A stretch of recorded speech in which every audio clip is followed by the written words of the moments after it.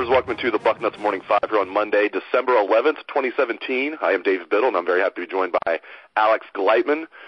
Alex, let's start with quarterback recruiting. Buckeyes recently got the commitment from Matthew Baldwin, three-star prospect. It looks like might be a diamond in the rough. But I want to ask you about Emory Jones to start off with, and maybe the Matthew Baldwin commitment kind of affects the Emory Jones situation. Maybe it doesn't. Just give the listeners the absolute latest with Emory Jones. What's going on there? And bottom line, do you think he'll end up being a Buckeye? I hate to say it. I don't think anyone knows what's going on with Emory Jones, including Emory Jones. It's really an interesting situation from all the intel I have. You know, he's obviously still committed to Ohio State. He's visited Auburn and Alabama multiple times this fall. Those are the two programs that are definitely jockeying for his services with the Buckeyes. Alabama, I would say, has a better chance to land him than Auburn does. But now you also have Florida coming into the mix. Obviously, Dan Mullen is looking to kick off, the new era there in Gainesville with a quarterback that fits his system. Matt Corral, their current quarterback commit, he's like a pro-style quarterback from California, originally committed to USC, and he took an official visit to Ole Miss this weekend, and it looks like, he's probably going to look for a home elsewhere. So Dan Mullen's now looking for a quarterback, which makes the thing even more interesting. And Emory's just given mixed signals to everyone, to Alabama, to Ohio State, to Auburn. All these programs think they have him, then they don't have him. And it's just really a confusing situation to kind of peg down, especially when the kid was planning on signing early and, December 11th, so 9 days, and then enrolling early in early January once the semester kicks off. So right now it's kind of he's still committed to Ohio State, but anything could really happen at this point. And speaking to sources inside the Woody Hayes Athletic Center, some days they feel like they're confident in landing Emory. Some days it's like, we don't know what he's going to do. At this point, I think with Matthew Baldwin in the fold, they view it as kind of an added bonus if they are able to keep him in. I don't think that they want to lose him, but I don't think they're going to lose that much sleep over it, knowing that they do have another quarterback. And the other thing I do want to add is I do think those people close to Emory are on board with him going to Ohio State. I know his mom wants him at Ohio State, so that's a good thing going for the Buckeyes. But, this is a kid who's just trying to figure out exactly what he wants as the reality of signing is approaching really, really quickly. And regarding Matthew Baldwin, I know he didn't start till his senior year because, he was the backup to a young man who was very talented, went on to Baylor. But I tell you what, he's putting up unbelievably good stats, and this could be a kid that just, is way underrated. And he's doesn't have terrible rankings. To be clear, he is the number 17 pro-style quarterback in the country. There's a lot of quarterbacks in this country to be number 17 pro-style. Nothing to sneeze at. Three-star kid, high three-star. What do you make of this, Alex? Do you feel like this kid is like a diamond in the rough? Do you feel like maybe, I know some people say, oh, three-star, he's a reach. Just what do you make of it? Oh, I'll say this from like a talent level perspective. I think he's pretty on par with what Joe Burrow was coming out of high school. I think, when you talk about like what talent level is he, people are like, oh, it's another Stephen Collier. It's not another Stephen Collier. And listen, Stephen Collier was a great kid who gave 3-4 years to the program, but that was a reach. That was we went all in on Deshaun Watson. We have no options left, so we're going to just take this kid who we know is going to be a good soldier for us type of thing. And Matthew Baldwin isn't that type of take for them. This is a kid that, nothing happened with Emory Jones where they're like, oh, we're going to go take Matthew Baldwin now. They love Matthew Baldwin. They think he's a really good player. And again, I would compare him to like talent level. I'm not saying they're the same style of player, but talent level to Joey Burrow. I think 24/7 has him ranked in like the 300s. I think the composite, he's in the 430, 435, something like that. So this isn't a kid who's ranked like 1,000 or 1,200th in the country and, they're reaching for. This is a kid who can play football. And as you said, he sat behind Charlie Brewer, who is the Big 12 Freshman of the Year this year at Baylor. So that kid could play ball. And Lake Travis has put out D1 quarterbacks every single year. Their quarterback has gone on to play D1 for like the last 15 years, all the way back to like Todd Reesing, and they had Baker Mayfield, and they had some other guys that have gone through that program, and then obviously Charlie Brewer and now Matthew Baldwin. So I know that, LSU, Alabama, schools like that were recruiting him. North Carolina and Iowa had offered. So, again, if this is the kid they end up with at the end of the day, they're going to be pretty happy about that. It's definitely a kid that, could be a starting quarterback for Ohio State at some point in his career. Let's switch gears, talk defensive end recruiting. Obviously, Casey Rogers made his official visit to Ohio State. It went really well. Bill Kurlick has a story up on the site. And for those that didn't read it last night, it sounds like, another kid, I'm sure some fans ask, people are, oh, he's a 3-star. Why are we going after a 3-star kid? What's Urban doing here? Or maybe you need to give this staff the benefit of the doubt. They know what they're doing. They can find these kids that are maybe ranked a lot lower than they should be. Just tell the listeners about Casey Rogers, and do you think he'll be a Buckeye? Well, first off, Casey doesn't have an offer, so everyone kind of panicking that they lose Brenton Cox and this is who they're going to end up with.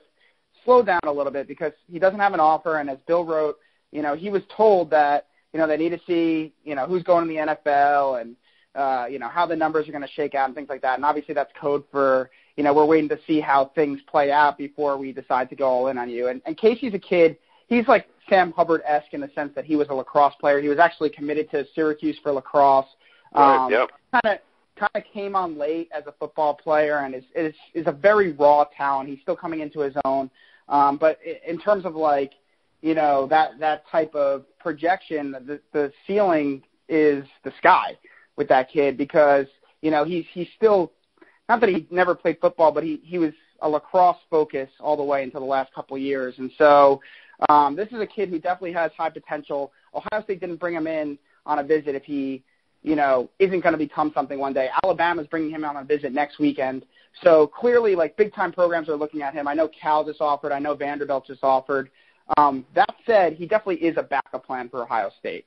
They obviously want Tyreek Smith. They obviously want Jason Owe, Abdul Malik McClain. They're hosting Andrew Chatfield for a visit. There's going to be guys that they go circle back in on, new names and things like that, because they want to land at least one, if not two, very good defensive ends. But I think they want to see how kind of things shake out, maybe see how things shake out with some other positions before they make a decision on Casey Rogers.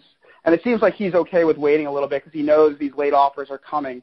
So I think right now it's just a name to keep in mind. I personally don't think he ends up at Ohio State, but, we'll see what happens. I mean, if they strike out on some of their top targets, maybe he is a kid they go back to and they say, hey, we're going to take a shot on this kid.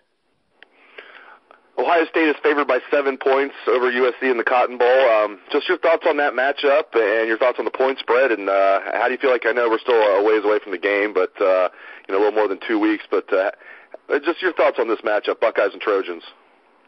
Yeah, I mean, I think the spread makes sense. I think, on the surface, Ohio State's a better team, and clearly the playoff committee thought that, and the playoff committee actually didn't think that highly of USC, given that they had them behind teams that weren't even conference champions when push came to shove. But, I mean, I think they're a good team. I think they're a lot like Ohio State in the sense that, they don't always play to what their potential, what their skill is on paper.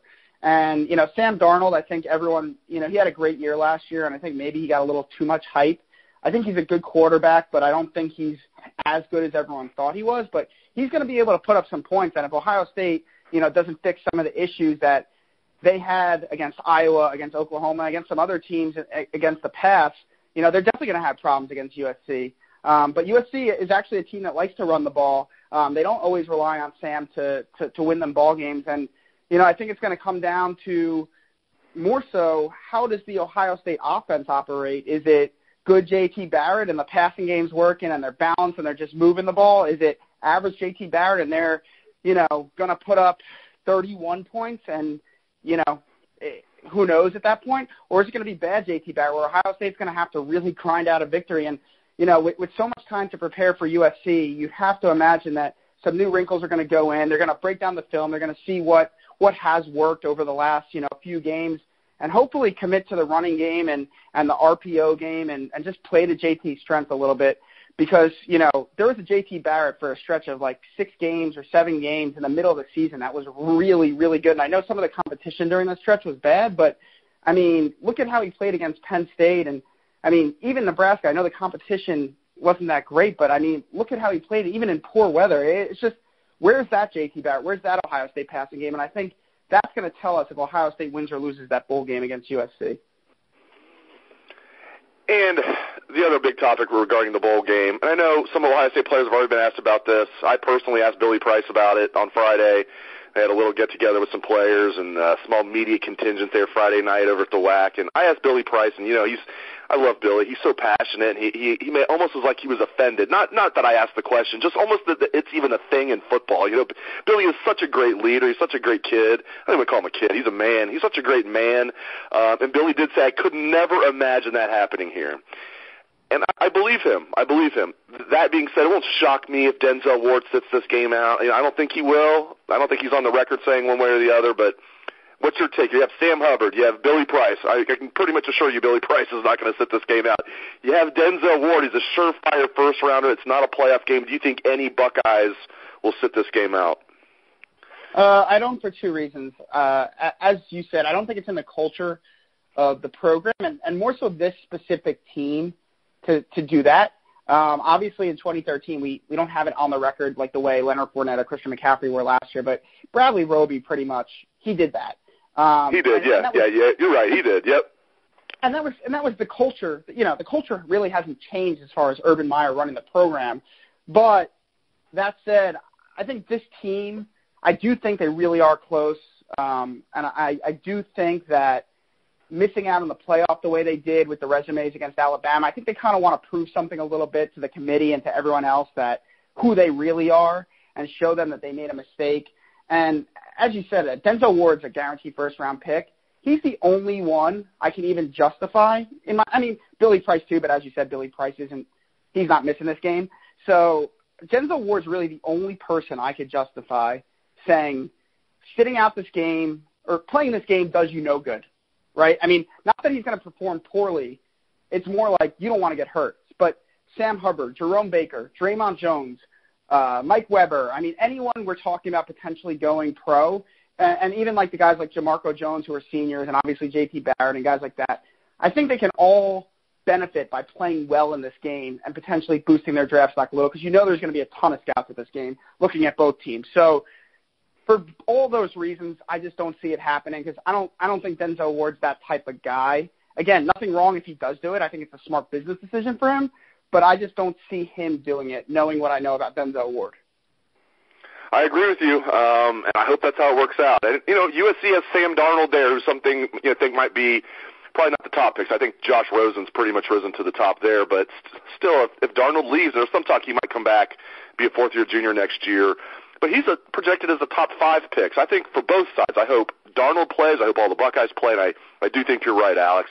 Great insights, as always, from Alex Gleitman. Thank you very much, Alex, and thank you very much to all the listeners out there for tuning in to the show. I appreciate it, and I hope you have a great day. Let's hear that Buckeye swag, best damn band in the land.